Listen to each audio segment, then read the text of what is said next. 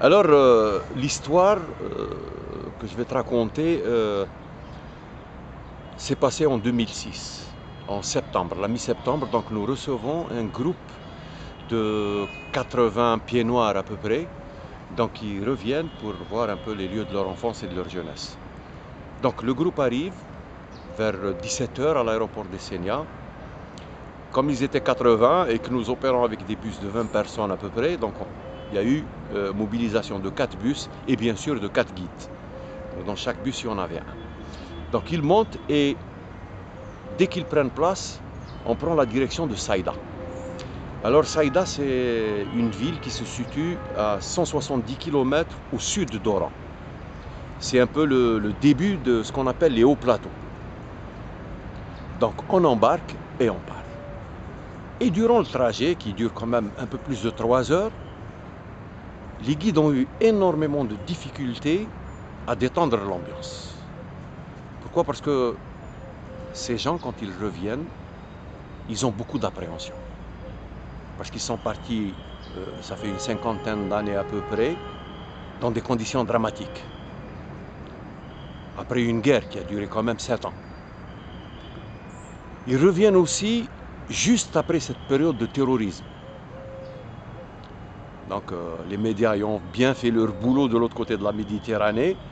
Donc ils appréhendent ce retour, craignant un peu des attentats terroristes.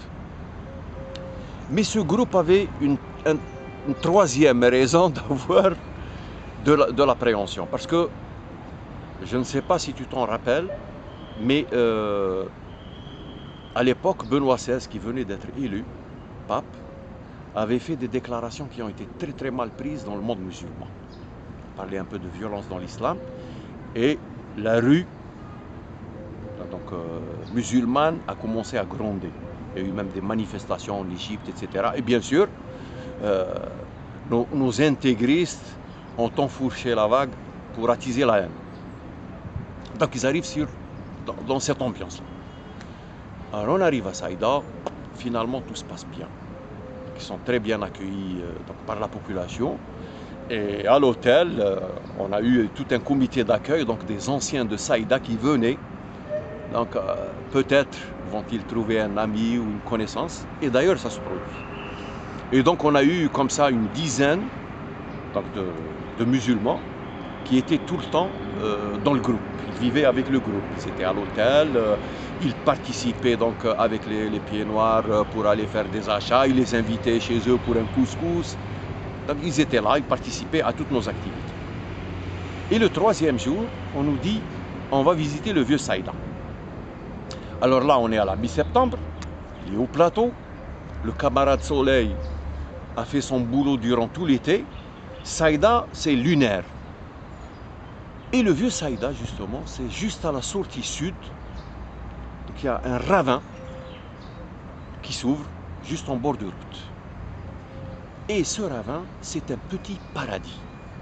Parce qu'il y a un ruisseau qui coule au fond et qui donne naissance à une verdure luxuriante.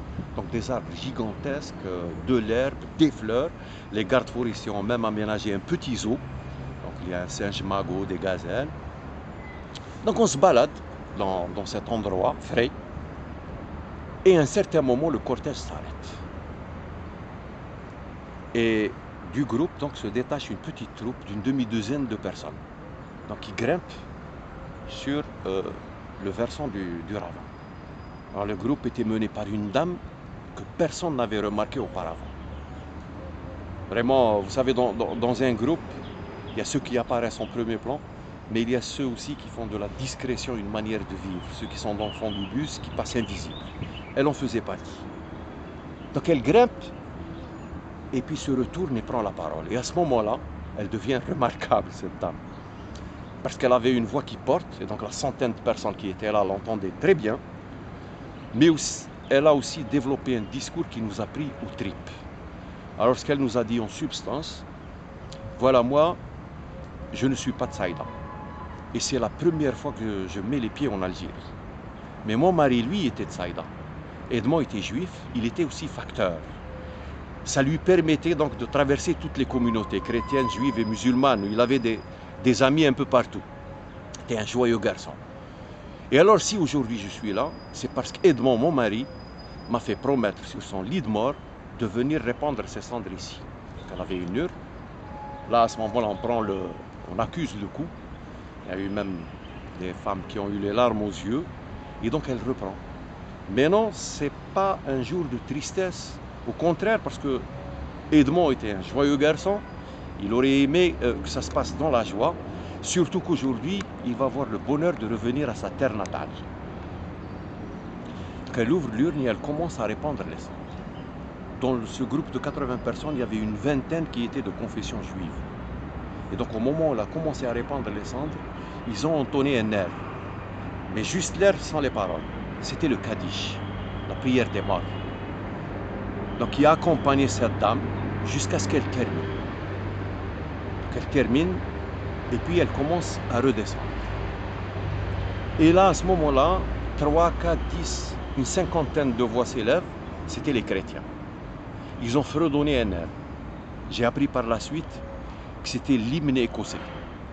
Mais juste l'air, sans les paroles. Jusqu'à ce qu'elle arrive, donc au fond, qu'elle rejoigne le groupe. Et à ce moment-là, il y a une petite fraction d'éternité de silence où on est tous tétanisés. Et puis un de ces vieux musulmans qui était tout le temps avec nous interpelle et nous dit « Et alors nous, mes frères, nous les musulmans, on ne sait plus enterrer nos morts? Allez, la Fatiha ». Et on a donc récité la première sourate du Coran.